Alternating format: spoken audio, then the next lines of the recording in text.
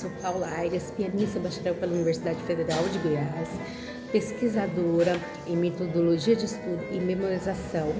E na aula de hoje vamos falar um pouco sobre o estilo choro e sobre a peça Choro de Criança, da compositora Moema Craveiro. O choro é um estilo musical brasileiro, tocado principalmente por grupos instrumentais. Sua origem remonta ao século XIX, nascido no Rio de Janeiro. O choro ganhou forte expressão nacional, tornando-se um símbolo da cultura brasileira. Inicialmente, o chorinho brasileiro era um estilo peculiar de interpretar diversos gêneros musicais. Muitos gêneros europeus, como a polca, a valsa, a quadrilha, entre outros, eram tocados pelos chorões de maneira original. Desse estilo de se tocar, consolidou-se o gênero do choro. Sendo assim, o estilo choro não poderia faltar na coletânea 13 Pequenas Peças Brasileiras da compositora Moema Craveiro. O álbum tem caráter didático, mas sem perder a possibilidade de ser usado em apresentações, por ser de fácil atração aos ouvidos.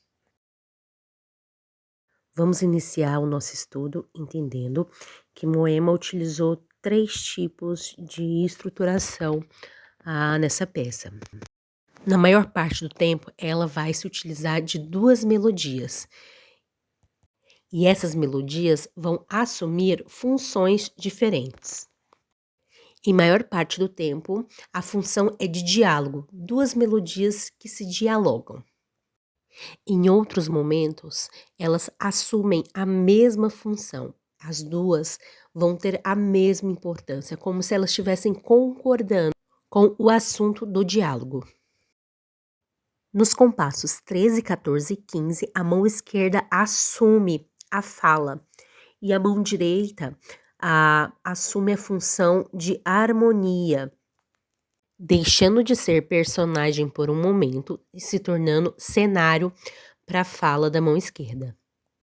Vamos iniciar os mapeamentos. A dedilhação seria um dos primeiros mapeamentos. Se a peça for do seu domínio, da leitura à primeira vista, faça uma leitura à primeira vista. Depois, logo em seguida, comece o seu dedilhamento. No caso desta peça, o dedilhamento já está pronto, é só usar. Para uma memorização de psicomotor sem erros, é importante usar sempre o mesmo dedilhado. Cheque se esse dedilhado funciona para você ou se precisa de pequenos ajustes. O próximo passo é identificar as frases. A frase na música tem a mesma função da frase na fala. E para ser uma frase, ela precisa fazer sentido em si. E as frases podem ter finalização aberta, onde ela pede complemento de outra frase, ou uma finalização fechada.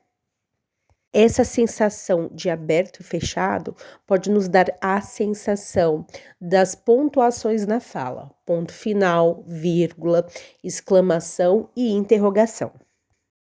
Depois faremos os trechos, que equivalem ao parágrafo em um texto escrito. Ou seja, o trecho é a função de frases que estão falando do mesmo assunto. Em uma rápida leitura, já percebi uma frase que se repete por diversas vezes e a destaquei na mesma cor. Mais uma frase que se repete, semelhante ao desenho da frase anterior, só que agora começando do ré, então destaquei em verde. Na edição do vídeo, eu escolhi o destaque através dos quadradinhos, mas na sua partitura você pode fazer um traço ligando as notas da mesma frase com um lápis colorido, destacando as frases idênticas dentro do seu texto. Agora a frase mi, mi, fa, mi repete 2 vezes na primeira página, mas não aparece na segunda.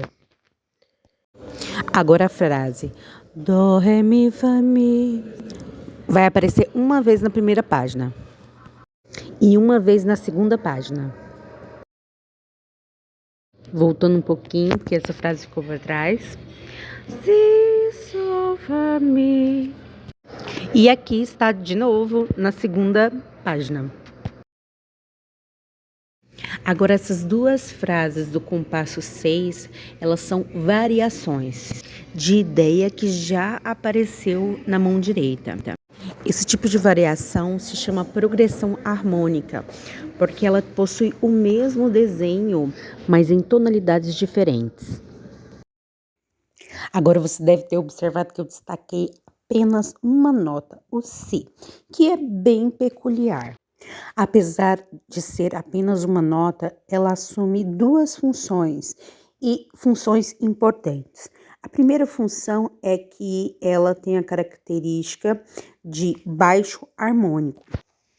O Si é a quinta do acorde de Mi, que é a dominante do tom. E em termos de fraseologia, ela assume a função de ponte entre a frase passada e a frase da frente. Ou seja, é uma nota elíptica, ela faz parte de duas frases ao mesmo tempo. E ela acontece de novo aqui no compasso 9. A mesma nota com as mesmas funções. Bora lá checar se isso acontece na segunda página?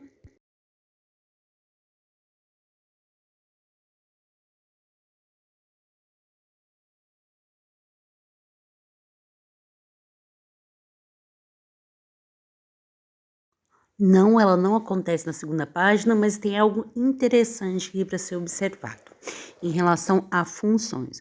Olha essas duas notas, do compasso 15 e do 16. Vamos destacar as semelhanças entre essas duas notas e o Si da página passada. Estão na cabeça do segundo tempo e são semínimas. Mas a função muda, porque ela faz parte do desenho melódico da mão esquerda.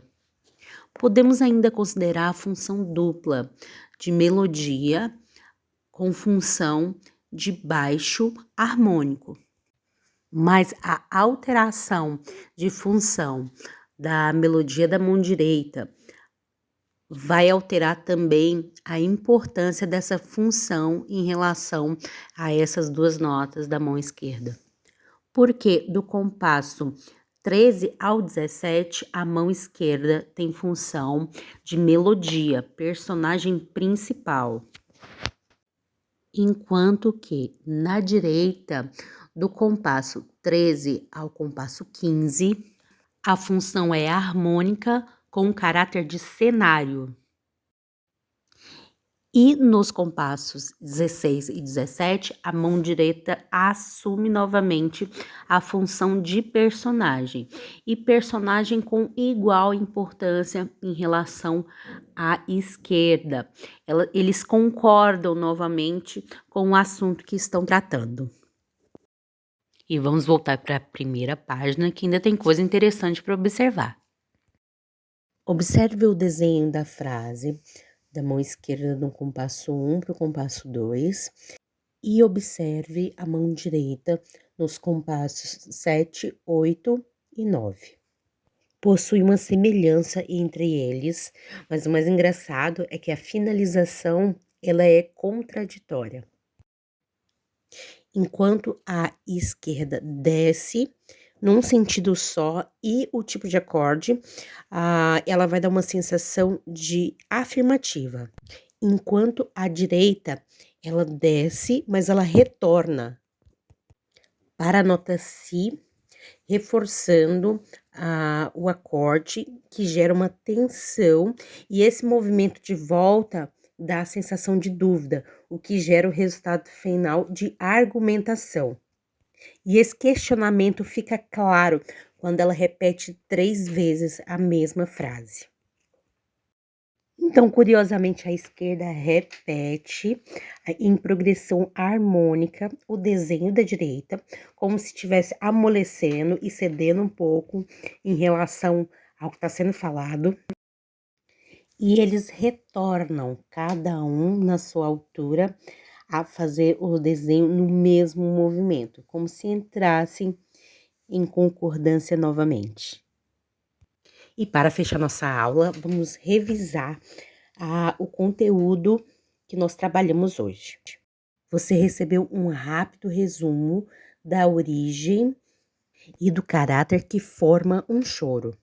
Aprofunde o seu conhecimento com mais pesquisas sobre o choro. Iniciamos 2 mapeamentos hoje. Confirmamos a dedilhação que está tudo correto. Fizemos a identificação e análise das frases.